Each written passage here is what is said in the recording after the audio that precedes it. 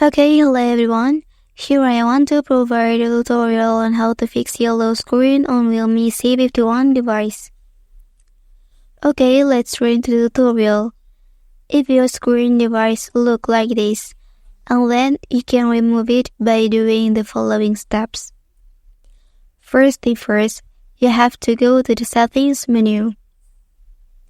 And then here you can scroll down and choose to tap display option. And then here you can scroll down again, and then you can switch off the night light feature like this. And then the yellow screen on your device has been removed.